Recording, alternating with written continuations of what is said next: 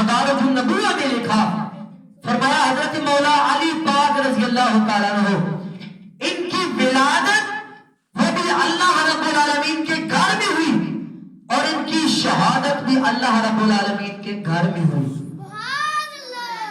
ولادت کہاں ہو رہی ہے؟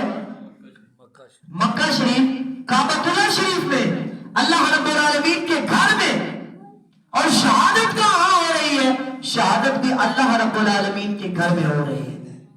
اور اس ہستی نے اس بات کو اپنی کتاب میں لکھا، انہیں محقق علی الاطلاق کہتے ہیں۔ یہ وہ ہستی ہے جن پر تمام مکاتب فکر کا اتفاق ہے، جن کو سارے سلام پیش کرتے ہیں، جن کی مرویات کو سارے لیتے ہیں، جن کا یکجا کیا ہوا حدیث پاک کا ذخیرہ اسے تمام مکاتب فکر کے لوگ مستفید ہوتے ہیں، جن کو سب یکجا ہو کر سلام اور سجود پیش کرتے ہیں۔ وہ ذات شیخ محقق حضرت شیخ عبدالحق محدث دہلوی رحمت اللہ تعالی علیہ آپ کی ہے۔ آپ فرماتے ہیں مولا علی پاک وہ ہستی ہے جن کی ولادت بھی اللہ کے گھر میں ہو رہی ہے، جن کی شہادت بھی اللہ کے گھر میں ہو رہی ہے۔ جن کی ولادت کہاں ہو رہی ہے؟ اللہ کے بولو گھر میں۔ اور جن کی شہادت کہاں ہو رہی ہے؟ اللہ رب العالمین کے گھر میں۔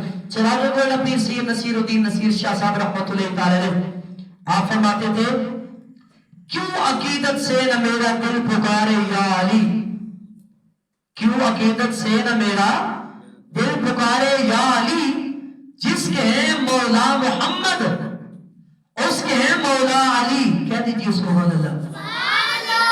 کیوں عقیدت سے نہ میرا دل پکارے یا علی، جس کے ہیں مولا محمد اس کے ہیں مولا علی۔ اور جس گھڑی اللہ کے گھر میں ہوئے پیدا علی، جس گھڑی اللہ کے گھر میں پیدا ہوئے علی، ذرہ ذرہ باادب ہو کر پکارا یا علی، ذرہ ذرہ باادب ہو کر پکارا یا علی۔ تو ولادت کہاں ہو رہی ہے حضرت مولا علی پاک کی؟ اللہ رب العالمین کے گھر میں ہو رہی ہے۔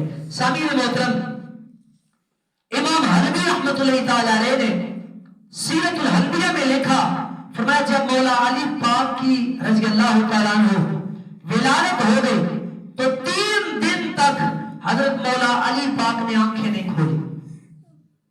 3 دن تک آپ نے آنکھیں نہیں کھولی۔ آؤ سامعین وقار، امام حلبی رحمت اللہ تعالی علیہ سیرت حلبیہ رحمت اللہ سیرت حلبیہ میں فرماتے ہیں، جب حضرت